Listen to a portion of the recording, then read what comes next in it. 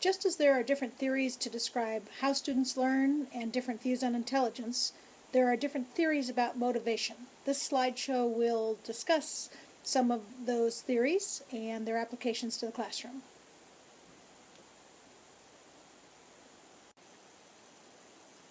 Woolfolk describes motivation as an internal state that arouses, directs, and maintains behavior, and describes the distinction between intrinsic and extrinsic motivation, where intrinsic motivation refers to motivation associated with activities that are their own reward, and where extrinsic motivation refers to motivation that's created by external factors such as rewards. Approaches to motivation vary. Within the behavioral psychology realm, the focus is much more on extrinsic motivation and rewards. In the humanistic, cognitive, and social cultural fields, the focus is much more on intrinsic types of motivation.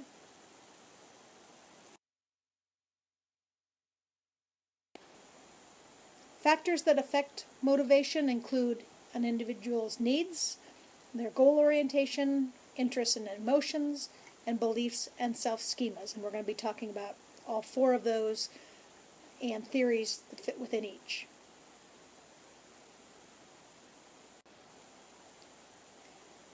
Individual needs can affect whether or not a person will be motivated to learn. And in this sense, three factors relate to those individual needs: a person's feeling of competence, their feeling of autonomy, or relatedness.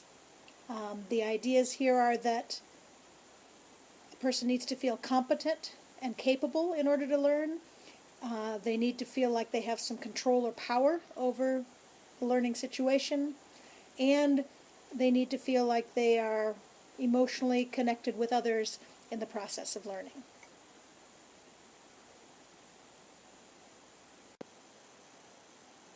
Maslow's hierarchy of needs is one theory for how an individual may eventually become self-actualized and meet all of their needs.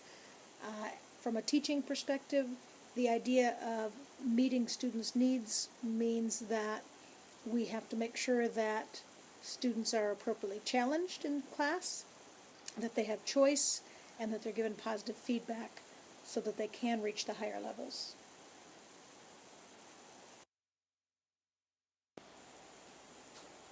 Goal orientation is another factor that might influence someone's motivation to learn.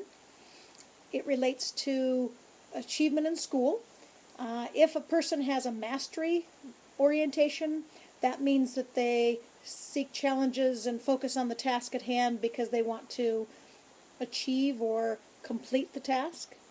A performance orientation, the goal is that they want to look good and demonstrate their abilities to others. So there's a lot of ego involved if you have a performance orientation.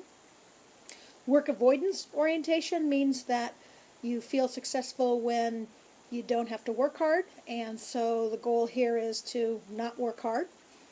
And social orientation, your motivation is that you want to be part of a group, and that can be a benefit or kind of a disability in the sense that depending on the group you want to be affiliated with, that can help or hurt your chances of wanting to learn. Interests and emotions can impact motivation, and that's why it's important to tap student interest, meaning connect our content to things that students are interested in. And then excitement and anxiety can have an impact on motivation. On a positive note, using novelty and complexity gets students interested in learning, whereas anxiety tends to reduce someone's ability to perform well, especially if there's pressures to perform and consequences for failure. From a teaching perspective, we can try to find the right level of arousal, use competition carefully, avoid time pressures, and then teach test-taking strategies.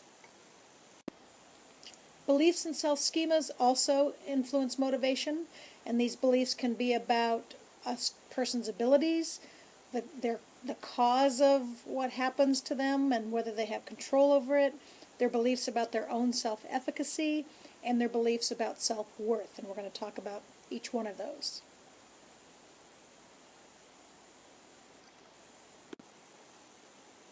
Our beliefs about our abilities can impact our motivation. An entity view means that we believe that our ability is stable yet uncontrollable.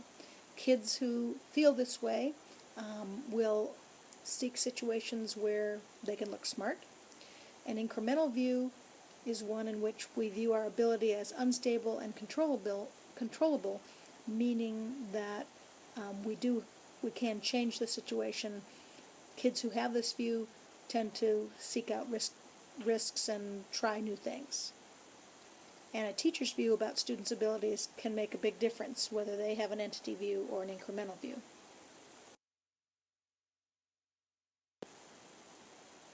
Bernard Weiner developed a theory called the Attribution Theory, which relates to what we attribute the causes of our success or failure to. Locus refers to whether we think the cause is external or internal. Stability refers to whether the cause can stay the same or change, and controllability refers to can the person control the cause. The students with the greatest motivation problems are those who attribute failure to stable, uncontrollable causes.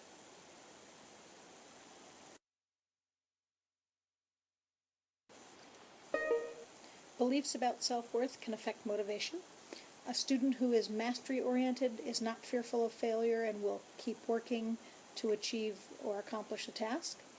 A student who is failure-avoiding is a student who doesn't typically take risks and tries to avoid situations where they might fail. And then failure-accepting type of individual is someone who's convinced they don't have the ability to perform well. From a teacher's perspective, our goal here should be to emphasize students' progress, give specific feedback to students so they can succeed.